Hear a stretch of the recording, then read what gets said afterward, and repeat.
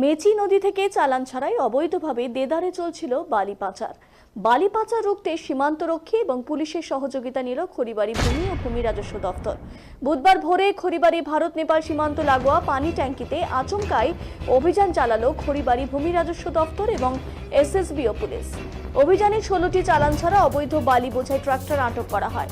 পরে বালি বোঝাই ট্রাক্টরগুলোকে পানি ট্যাঙ্কি এসএসবি ক্যাম্পে নিয়ে আসা হয়। অবৈধভাবে বালি পাচারের খবর বিভিন্নভাবে উঠে আসছিল। আমরা সবাই মিলে গতকাল পরিকল্পনা করি। সেই পরিকল্পনা মাফিক অভিযানে নেমে 16টি বালি বোঝাই ট্রাক্টর আটক করা হয়। অবৈধভাবে বালি পাচার কোনোভাবেই বরদাস্ত করা হবে না। গাড়ির মালিকদের খোঁজ চলছে। আটক ট্রাক্টরগুলো বাজেয়াপ্ত করা হয়েছে। এই ধরনের অভিযান লাগাতার চলবে বলে জানিয়েছেন খড়িবাড়ি ভূমি ও ভূমি রাজস্ব আধিকারিক প্রতিমা সুব্বা।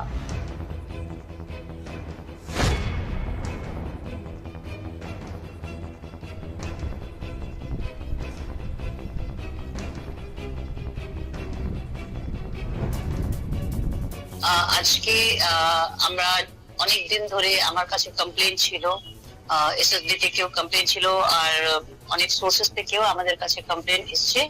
ওটার জন্য আমরা এটা গোপনীয় একটা অভিযান যেটা আছে ওটা আমরা প্ল্যান করলাম। এটা আমরা কাউকে ফ্ল্যাশ করলাম না, এটা আমাদের মধ্যে।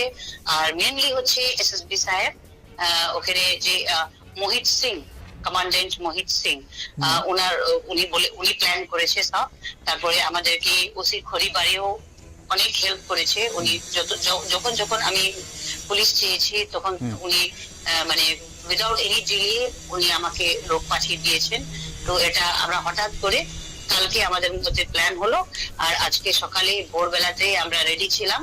যেরকম আমরা কমপ্লেন পেয়েছি সূচনা ওইরকমই ঠিক ওইরকমই ছিল।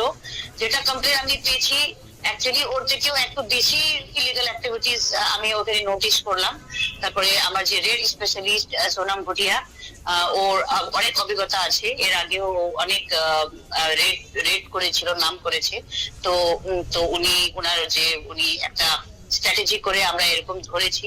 আর ফিউচারেও এই জিনিসটা আমরা জারি রাখবো, কিন্তু ডেট গুলো যেটা আছে সেটা গোপনীয় থাকবে। কিন্তু আমাদের আপনি ধরেন যে সব তরফে আমার কাছে লোক আছে, খবরই আছে। আর মেইনলি হচ্ছে আমাদের স্ট্রেংথ এসএসবি আছে। কেন কি এসএসবি ওরা যে ওখানে যারা আছে তাইনাত আছে, একজন সিপাহীর কাছে মোবাইল আছে, ওরা ছবি তুলে তুলে ওদের কমান্ডেন্টকে দেয়, আর কমান্ডেন্ট আমাদেরকে খবর দিয়ে দেয় যে আপনি একটু দেখেন। তারপরে আমরা যে টাস্কটা সাকসেসফুল হলো। আর কি আজকে 16 আমরা অলরেডি সিজড করে নিয়েছি, অ্যারেস্ট এখনো নাই, সিজড করে নিয়েছি।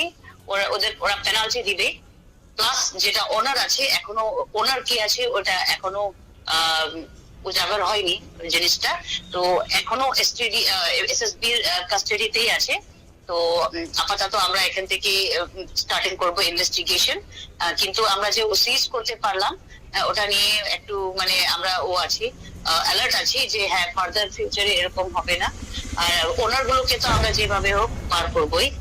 আর এই জিনিসটা আর কি মেনটেন থাকবে, আর কি কন্টিনিউ থাকবে। আজকে আমরা